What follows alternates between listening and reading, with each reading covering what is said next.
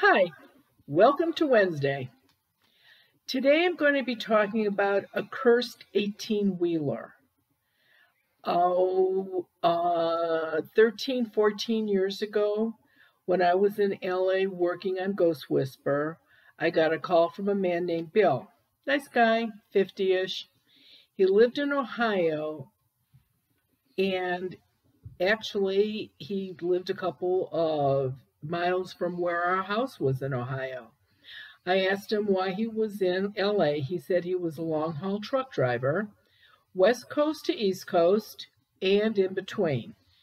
And he always had a full load. So when he would go to the East Coast or West Coast, he would unload, wait to pick up another load. So he was never driving like an empty truck. He said, I work for myself and I have two trucks, one a regular truck and one a refrigerated truck. It's the refrigerator truck, the one that he bought at an auction about 8 months prior, that has me wondering what's going on. He said, I tried to be home every weekend, Friday nights till about 4 a.m. on Monday, then I go back on the road. On Fridays, my wife Sue watches Ghost Whisperer. It's her thing, but I have to admit, I got into it a little.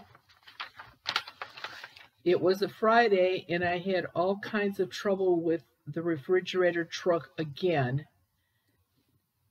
8 months of what next? Let me tell you some of the things that have been going on. Now, I have to tell you that he went on and on and on. After 13, 14 years, this is all I can remember. The first week, it was a bunch of mechanical trouble, and then it was just one thing after another. Then he ended up with 2 flat tires at the same time. Then the driver's door will not close, lock, had to get that fixed. All kinds of trouble, I think he said, with the transmission. They still can't figure out what's wrong with it. The refrigeration broke and he lost a whole load of food. If Sue ever goes with me a few times a year, she comes along, maybe just from Ohio to the East Coast. She hardly ever goes with me to the West Coast. Too long of a drive. But since we are in this new truck, all we do is fight. And she's cranky and crabby, and all she wants to do after an hour is go back home. He said, as a matter of fact, I never feel really good when I'm in that rig. Tired. I'm in a fog. 3 weeks ago, I got lost going to a warehouse that I've been going to for 5 years. How does that happen? And what a headache I had after that. I couldn't believe I was in such a fog, I didn't know where I was. At the truck auction, there was only one person bidding on this one beside me, and I got it for a really decent price. But all the expenses with this truck, I'm really wondering if this was worth it or not. My wife Sue asked me about 6 weeks ago if I had any information on the truck, anything that I knew about it. I knew that it was about 8 years old, but not a lot more than that. I was the second owner, I knew that. He did some investigating and found out that the original owner had died. He got hit by a truck, not this truck, but at a truck rest stop. It was a very rainy night, foggy, slippery, freezing rain. He was running across the parking lot to get back into the truck, and another truck driver was pulling out and never saw him. It was not his fault. He was never charged, and I think that that would have been just fine. The owner was in the hospital, and for the first week he was doing really, really well. And then he got a bad infection and had to be taken off life support. And he died within an hour after getting off life support. It took some doing on his part, but he found the truck driver's wife. They were very nice, or she was very nice, and she explained to him her husband bought the truck new. He was doing really well. We just bought a big house about 4 or 5 years ago, and he has not had any trouble with it at all. He was doing really good. The biggest thing that his problem was he was always in a hurry. And he did get a number of speeding tickets with that truck, but he never any accidents. It was never an accident or anything. And then the accident happened where he got hit. When I was sitting with him in the hospital, he was so angry he got hit in that parking lot. He wasn't angry at the guy who hit him. He was just angry. He was going to be losing a lot of money because he was going to be laid up for a few months. He really got hit bad. And being an independent driver, you lose a lot of money. And he kept saying he shouldn't have bought the truck. He hated it. He should have stayed with the trucking company instead of going out on his own. I knew I shouldn't have done it. I hate that truck. I should have never bought it. And this is what he kept saying to his wife. Now, after he told Sue all of this, she said, do you think this, after he told his wife, Sue, what the dead trucker's wife had said, she said to him, do you think this ghost is haunting, his ghost is haunting the truck? And I said, because of Ghost Whisper? And she said, yes. He said, no. I said, no, don't be silly. But yesterday I got written up because my load was too heavy. Those scales were off. My other weights were good.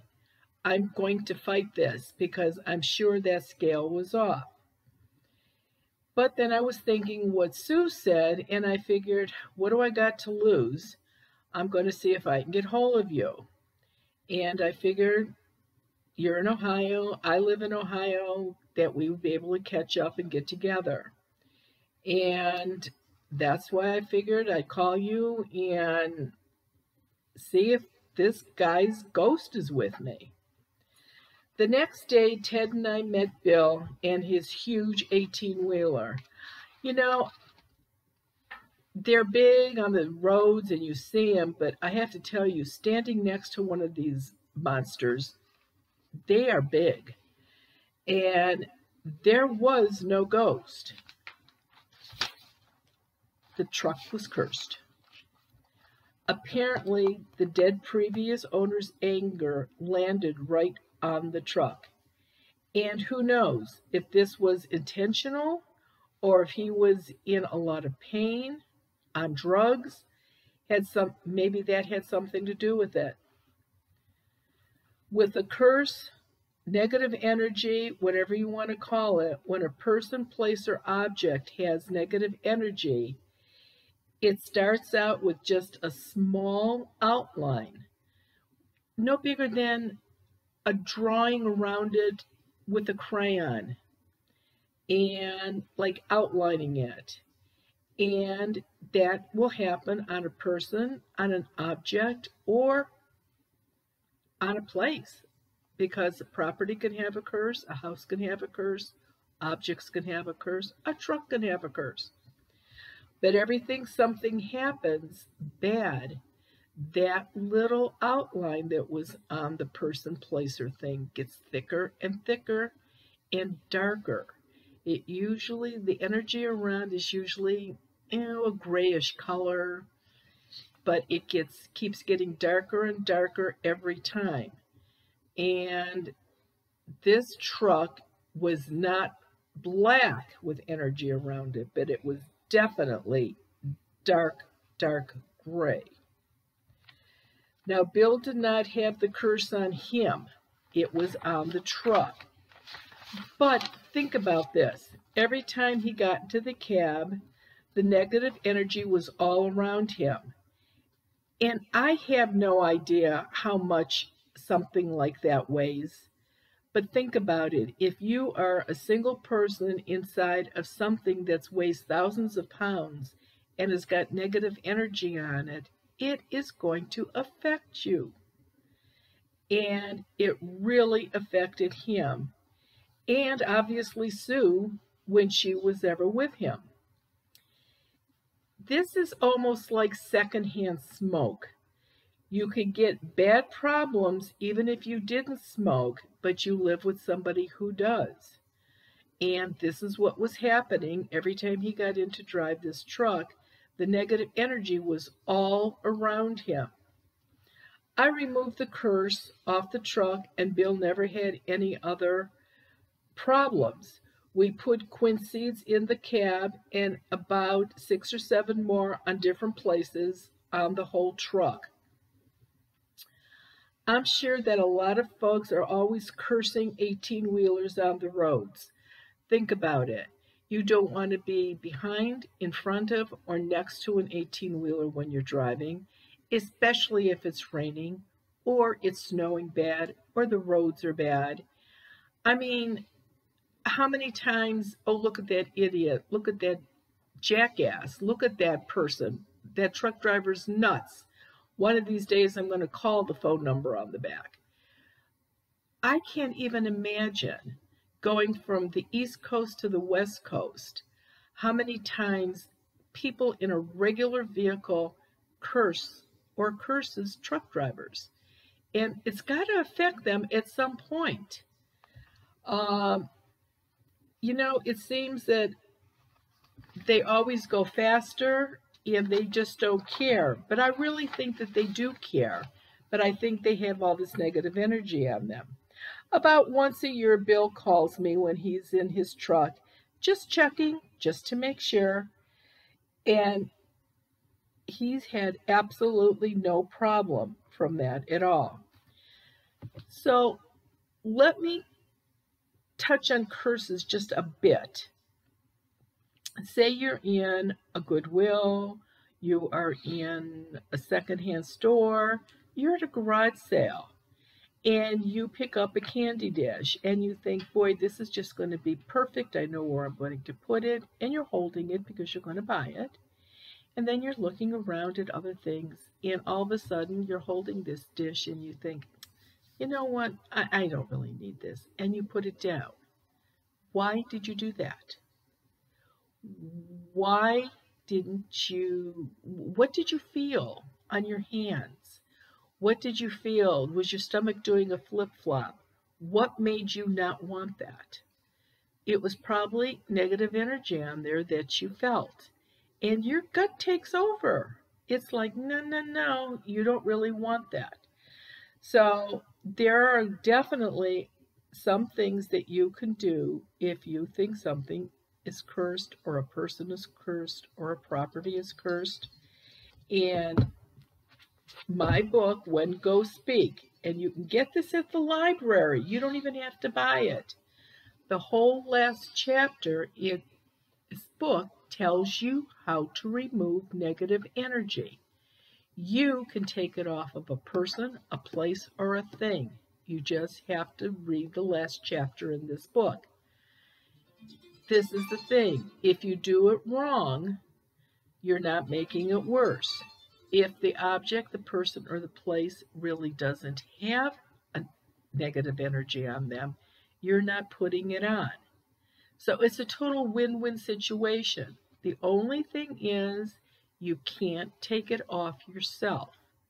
You have to have a friend do the little ceremony on you if you think the negative energy is on you. If you think that's it, again, have a friend do the little ceremony on you. Get a bar of sea salt soap. You can buy sea salt soap anywhere now, but this is made with blessed sea salt soap.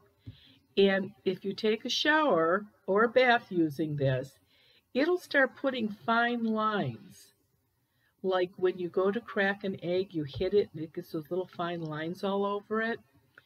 Well, that's what this soap does. It starts cracking around you and it starts lessening the negative energy. It's still best to have it removed, but if you can't do it, that works.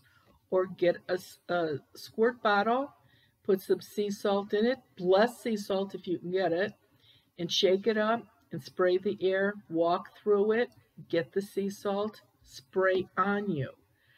That will help lessen some of the, it'll crack, make some of the cracks. The same thing is if you put a couple tablespoons of sea salt in the bath and soak.